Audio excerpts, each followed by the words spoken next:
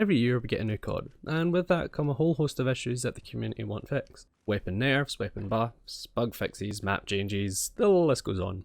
Although the truth is, no matter what changes are made, developers are always going to face the backlash. And it's kind of partly down to the community not really having a clue what it actually wants. Although one thing that we do want, and this is evidenced by it being brought up almost every year, is for skill-based matchmaking to just disappear. Or well, at least out of casual game modes, and this has never been more apparent than this year's Call of Duty title, Modern Warfare. Now, I'm not here to try and prove it exists, and I think we can kind of all agree that the proof is already there. And I'm also not here just to rant on about it either.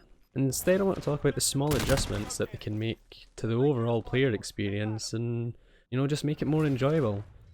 In the background there will be gameplay of the new gunfight tournament mode, and I'll be talking about how I think this game mode specifically should be used as an example for Call of Duty's matchmaking system later on in this video.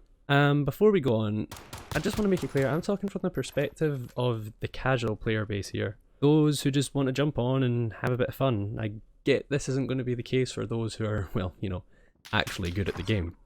We have all seen or heard of it, the comments about constant sweaty try-hard lobbies that seem to never end until we get that one lucky lobby where you go on an absolute tear, but then that tends to be followed by, a numerous amount of losses.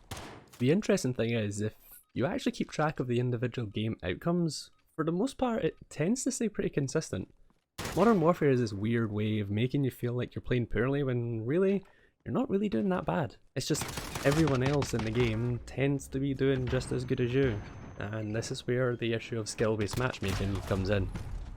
Skill-based matchmaking has been a concept that has been present in COD for the past few years now, however none of the previous ones seem to rely on it quite as heavily as Modern Warfare does. There's no doubt that the system has positives, but there are also potentially quite a lot of negatives.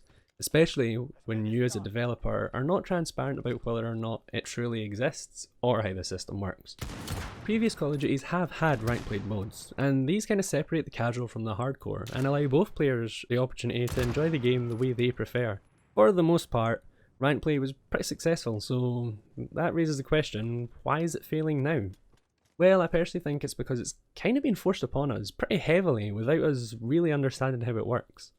Call of Duty wants to be a tactical shooter, and we know this from interviews with Infinity Ward, and to be honest, that's totally okay. Well, personally I think it's okay, and ranked play is a pretty solid way to achieve that as well. However, the whole game needs to be based around this concept from the ground up. And if I'm travelling up and down a skill-based ranking system, I need to know where I'm currently situated on that. And I also need to know, what are the other players' ranks? Where do they sit in it? Our current ranking system, or officer ranks, or whatever it is, they don't give us any indication of what our skill level actually is. I'd be far happier with my experience if I knew that despite struggling all game to try and get a VTOL or a chopper gunner or whatever it is I'm trying to do, that because of my contributions to the game, I was actually able to move up, or potentially even down, into a new ranked level.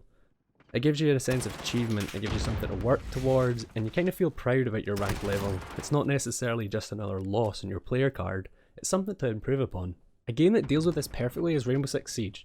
However, even they separate the ranked and the casual game modes. Both still have skill-based matchmaking active, just the ranked mode's credentials are a lot stricter than that of the casual mode. So that then raises the question, how does COD fix this?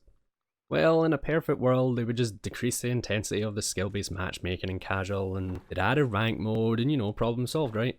Well, the thing is, I don't actually believe that this will ever happen. This year's COD is all about change, and I just don't see them turning back on it. Activision are pretty stubborn with stuff like this, and I feel like Infinity Ward want to push it even more.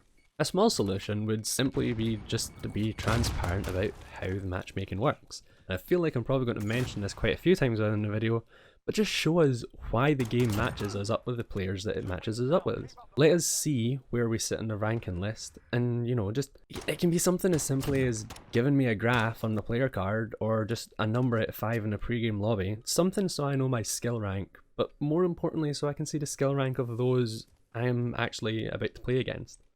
However, I mentioned earlier that the new gunfight tournament mode could be the way forward, and here's why.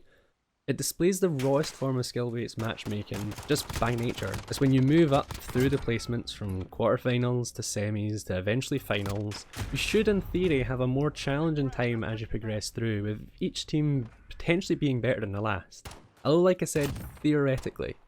There are exceptions to this rule, and also I have no idea if skill-based matchmaking is actually active at the placement matches of this game mode, but the raw nature of this mode eliminates most of the frustration I get from losing, as each time I see an improvement, I learn from my mistakes and I get even closer to unlocking that Beagle variant that I so desire. Multiplayer could learn from this, by making 6v6 lobbies follow the same strategy, with you and your teammates unlocking a special reward for 4 wins in a row. Could potentially decrease or just completely eliminate most of the frustration that is currently floating around the game. Now this is almost never going to happen, not to mention the issues that they would find trying to implement this. They would need to find loads of workarounds, and what about players who, are just jumping on for a game or two? How would that affect them? Ultimately, my point is that skill-based matchmaking doesn't have to be a bad thing. It can build great experiences if done correctly, and can help players grow and learn new things about the game. That being said, hiding it away from the player base and leaving players just confused as to why they feel like they're never improving, or actually and sometimes feel like they're getting worse at the game the more they play it, is just not the way to go around it.